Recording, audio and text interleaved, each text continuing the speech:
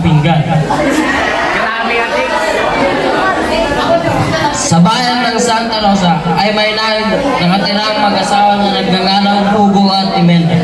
Sa tuwing sila'y kakain ay palagi na lang nilang pinag-aawayan ang paghuhugas ng pinggan.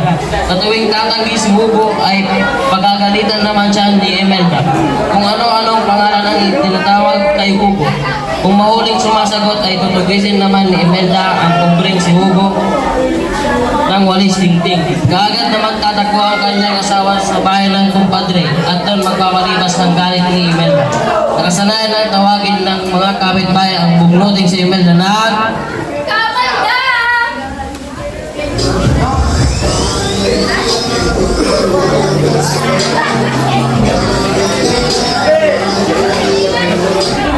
at ang pobreng si Hugo na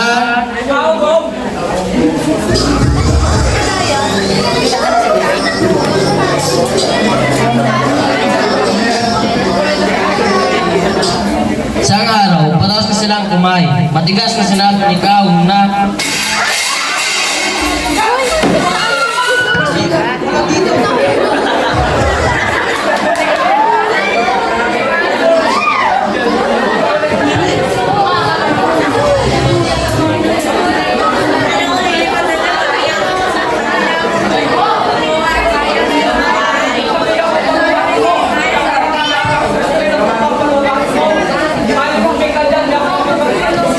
tumayo si Kamalda na maiwang at hinarap si Kaong habang natatakot sa dulo ng mesa.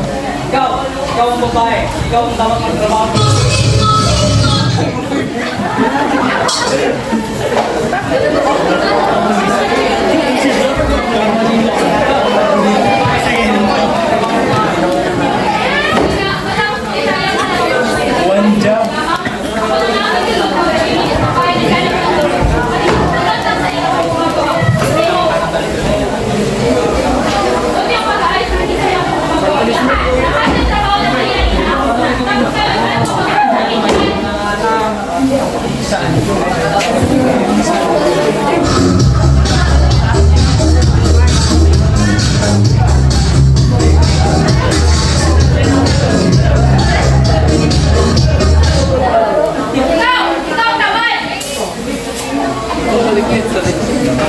Teka. Papaluin ka para nalutang problema na.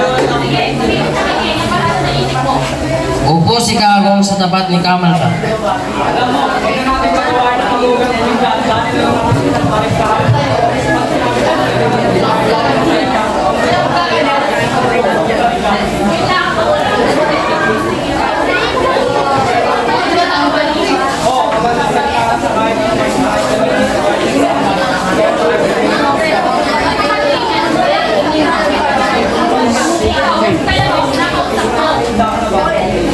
At dumating ang nagtitinda ng putot kakanin na si Stephanie.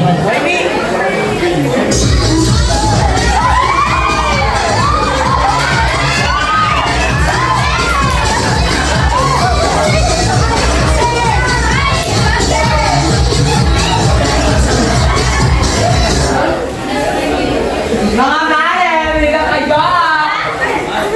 Hindi na kayo talisan! Wala! Andito, ate!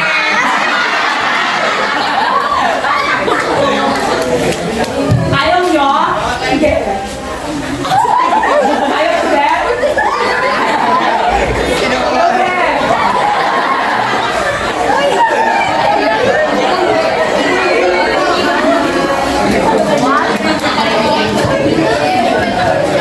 Hi, come back! Alam mo kung ako lang ka na! Ewan kung hindi ka makatawa dito. 10, 20, 30, 40, 50. Ano ang sunod ng 50? 60. 51.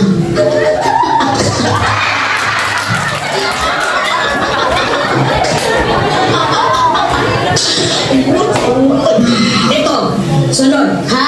Matatawa ka talaga nito. Ano ang anak ng Shell? Children.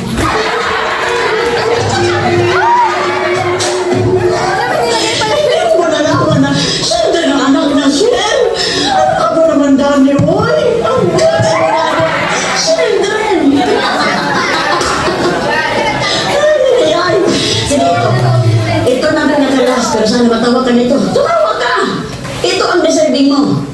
Ano ang kabaliktaran ng kaluluwa?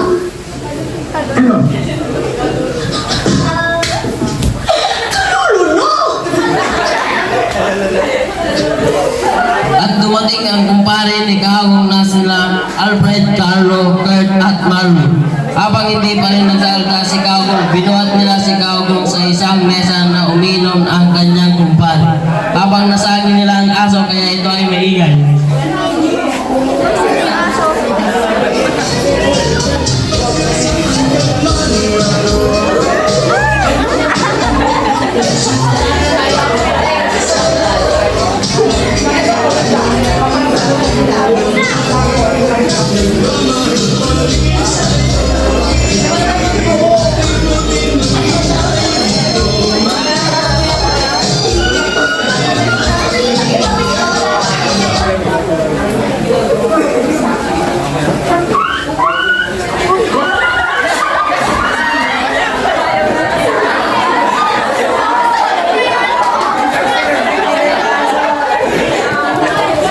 Dumating din ang mga dalagang Pilipinas na Red, Jenica at Erica habang may isang tao na nag-roll.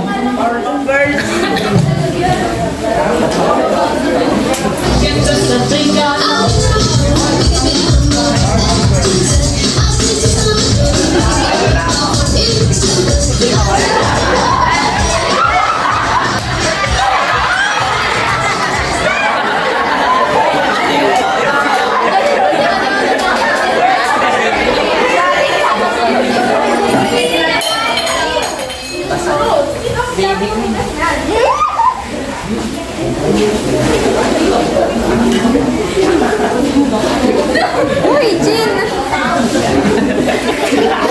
Habang ang taong baliw ay patuloy pa rin sa pag-roll.